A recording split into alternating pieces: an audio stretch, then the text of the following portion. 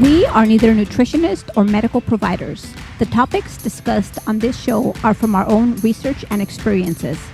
Please consult your medical provider before attempting anything discussed on this show.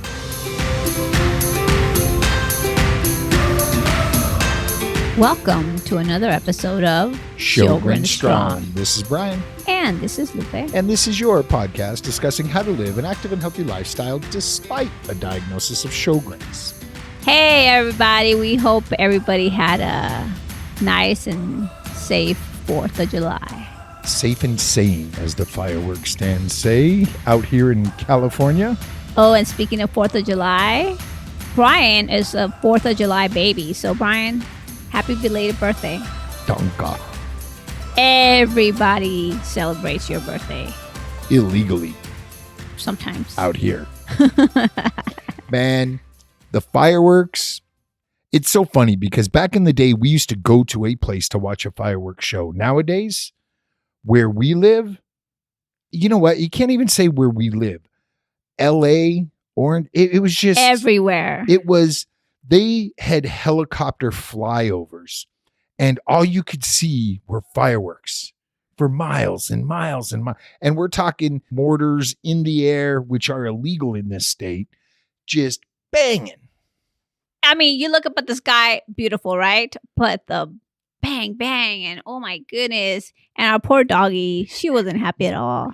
This was her first July 4th with us. So fortunately, leading up to 4th of July, people start popping the mortars early. And we realized this was going to be an issue. So we didn't make plans. We wanted to be home. We bought Benadryl, and we don't want to hear the hate about giving dogs human meds. Been doing it for years. Never had an issue. We gave her a small dose of Benadryl to relax her because it had been bad. It didn't help. I gave her the next half. Did not work at all. Did not work. Didn't faze her. And being a responsible dog owner, I wasn't going to give her more. I gave her enough that should have helped. It didn't. So enough is enough. We're just going to suck it up for the next 5 hours. Because I think she was so freaked out. I felt so bad for her because you know what she did? First of all, I'm all scratched up because she was like jumping all over us. But it got to be too much for her. She crawled into the bookshelf. She kind of just knocked books off the bottom row of the bookshelf and crawled in there and was just like cowering. I felt so bad. But it got to the point where she didn't even want to be in our lap. She just wanted to go hide, which she did. We're like, where's Lily? Looking everywhere. Oh, there she is. Yeah. We had a couple foam rollers leaning up against it, and she was kind of like back behind them, hiding.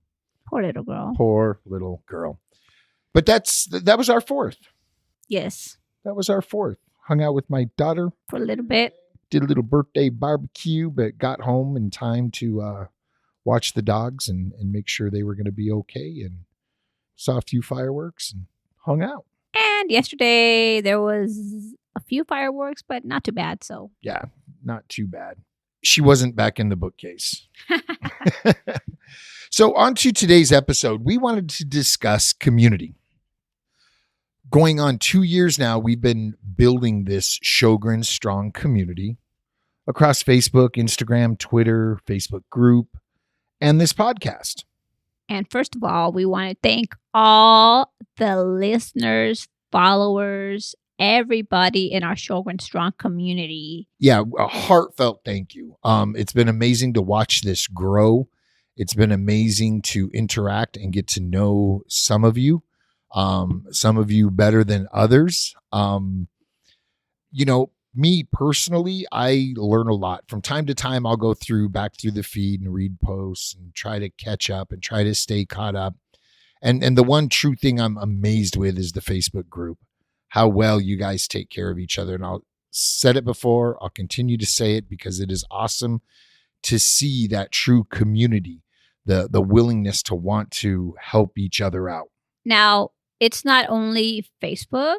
Instagram is also a great community. The difference with Instagram is that it doesn't pop up in your feed, right? But it's a great community. People talk to each other. People help each other. Every platform. Thank you. A lot of DMs going back and forth. Yeah, a lot. And I vowed to do a better job on Twitter. I've been trying. I think I've upped the game a little bit, but it is growing as well. In addition to an online community, we need to think about in-person communities as well. So to give you an example, I was working from home for 3 months, and I think this is my 4th week, I want to say, at the office. And for the last 2 weeks straight, without missing a day, I've committed to a coworker, and we walk during our breaks and we walk during lunch. So we kind of eat at our desk throughout the morning. When it's our lunchtime, we want to walk. What helps me is committing to someone, because if she wasn't there or she didn't want to walk, I don't know that I would. And that's the beautiful thing about community. You can take care of each other when you're not well, motivate each other when you're just not feeling it. It's that accountability. You don't want to let that other person down, so you're more willing to get up and do it. And even though you don't want to, you feel better for it when you do. And you feel better after. So it's been really hot here. And I think if she wasn't walking with me, I probably wouldn't walk because, oh, geez, it's too hot, right? So I take off my sweater and wear a little visor, and I'm good. It has been hot. Well, I mean, it's 80 degrees for us, but. So the good thing is, well, good and bad, it's really cold in the office. I think I've mentioned that before. And we walk back from our walk, and it feels great for about 10 minutes, and then we're freezing again. But yeah, I've been feeling good. Well, and that's one thing. When I come in from outside, I actually go to the bathroom and I wash my hands and I take some cold hand towels and, I wipe my face down and I wipe the back of my neck and I try to cool down a little bit before I come back into the air conditioning, because if you're sweaty coming back into AC, it gets me congested and will eventually get me sick. Right. And you've been crushing the water. You've been drinking. Your fluid intake has increased 2-3-fold. This is a 40-ounce hydro flask. And at work, maybe I drank 1.5. So that's pretty good. And then you're going through another one at home. Yes. One thing you've cut back on is the hot teas in the morning. And I'm assuming that's just because of the heat. It's just hot. I don't have enough time to drink them, maybe. I don't know. But maybe I got tired of them. Yeah. And one thing we did do is we bought some extra cucumber and I sliced it up, and we've had cucumber water soaking in the fridge since yesterday. And I'm actually looking forward to a nice glass of cold cucumber water when we get home. We're kind of getting off topic of community, but I guess it's kind of a what's been going on, because she's got this community at work and has been crushing it. And when I say crushing it, how many miles? It's a little under 4 miles, like 3.75 miles daily, because it's 15 minutes and then lunch and then 15-minute break again. So you're doing 3 sessions. Yes. Totaling approximately an hour.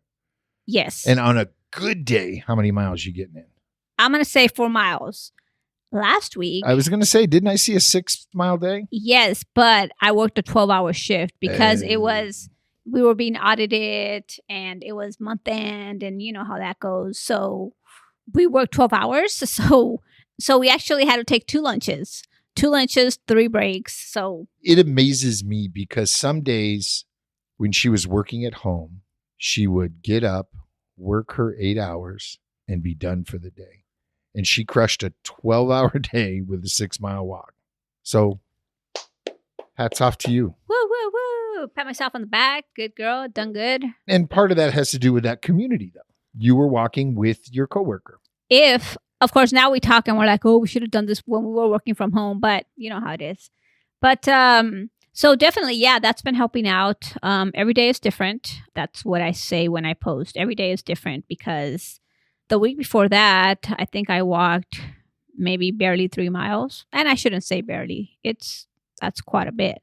But it was less than the 6 miles. And I was having a hard time. And I was just really proud of myself that I was able to walk 6 miles and I crushed it. So, and it helps to have a cheerleader with you. Definitely.